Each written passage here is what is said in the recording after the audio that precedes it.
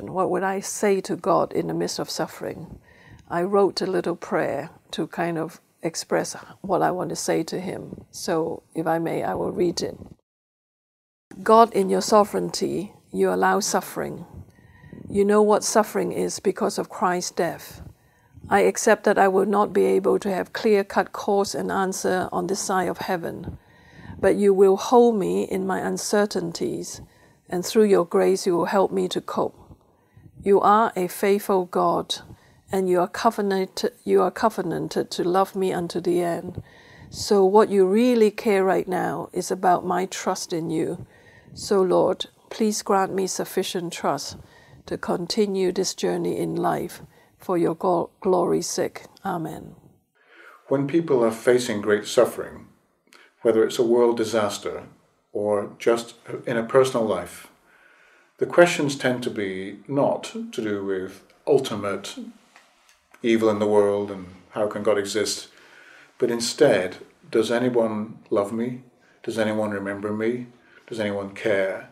And I've tended to answer that in that way, to say, yes, we will remember, yes, we will care. That's what people need in those situations. But what I find also, for those who have faith in those situations, they are people who seem to grow closer to God. They don't seem to go negative and angry. Instead, they seem to go positive and joyful. And their own situation almost becomes an opportunity for them to show more joy. That's incredible, isn't it?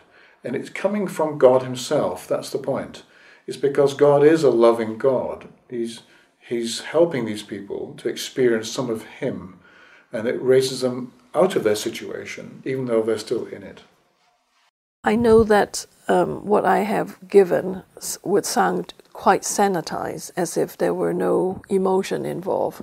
And I want people to know that just like you, just like me, when things hit, when tragedy hit, you know, the pain was so loud, so raw, that you and I will be in complete chaos, and our brain doesn't work, and we got confused. And that's really part of the journey. And I don't want you to not know that I've gone through that. There were days and days I sat and wept for hours and hours.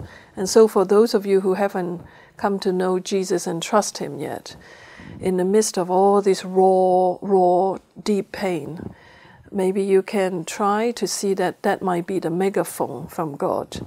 And you have nothing to lose, to go to Him and say, if you are real, make yourself real to me.